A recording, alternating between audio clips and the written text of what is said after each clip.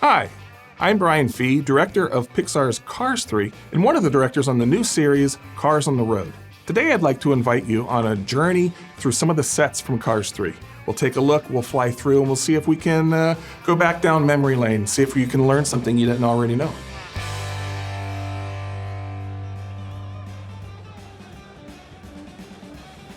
All right, let's get started in Thomasville, home of the legendary Doc Hudson. And we're in the Cotter Pin. Now, every small town has its place where the racers all congregate and tell stories after every race. And it was important for us to get that in Thomasville as well, especially considering that all of the racers back in Doc's day were ferocious enemies on the track. But as soon as the race was over, they grabbed musical instruments and they sat around and swapped stories, and they were known as having quite a camaraderie. And as we come out of the Cotter Pin, just briefly want to tell you, even the species of the trees are exactly what you would find in North Carolina. We just really wanted to feel like we got it right. It has a certain feel to it no matter where we are. As we come down the street, we are coming up on Smokey's garage. Now, Smokey's garage was inspired by the actual legendary mechanic Smokey Unic, down to the point where the building itself, we tried to make look just like the real Smokey Unic's building. And the sign outside with the motto, "Best Dang Garage in Town," is taken from Smokey Unic's actual motto. Now let's turn the corner and come to the heart and soul of Thomasville, the racetrack.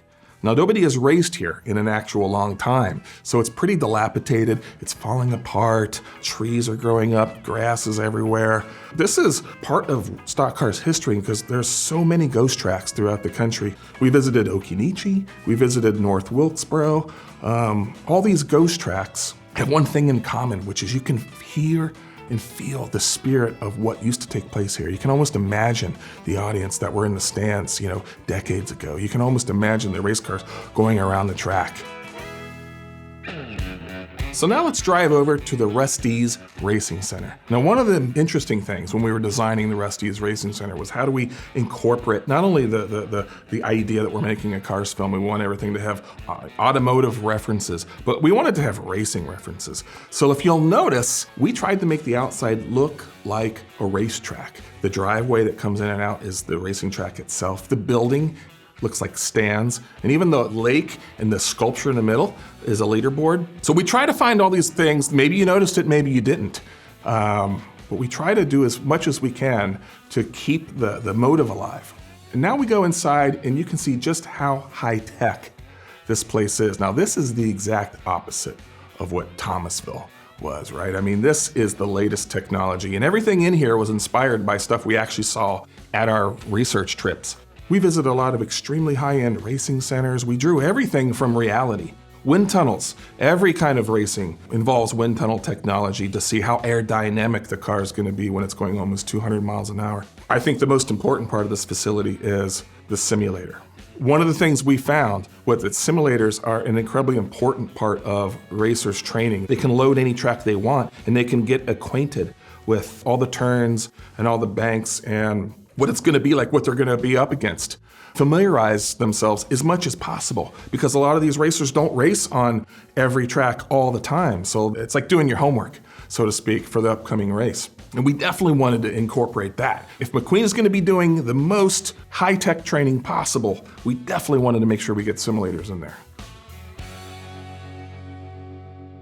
And lastly, we have the Florida International Speedway.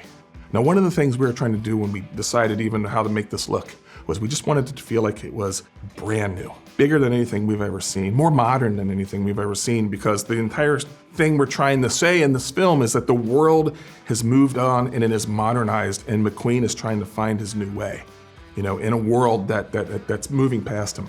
What we wanted to do was build the track that people wish existed, and we looked at F1 tracks in Europe, we looked at soccer stadiums, and we tried to take everything we found and take it to the next level.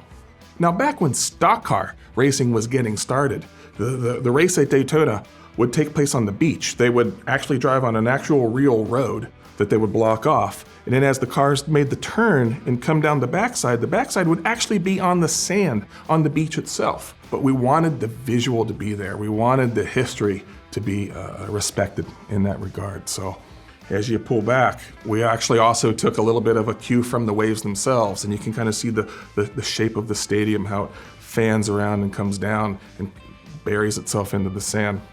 We're just trying to look for the most elegant, modern way to pay homage to where racing got started. Thank you for joining me today. I had a great time. I hope you learned something new, and I look forward to seeing you next time. Bye.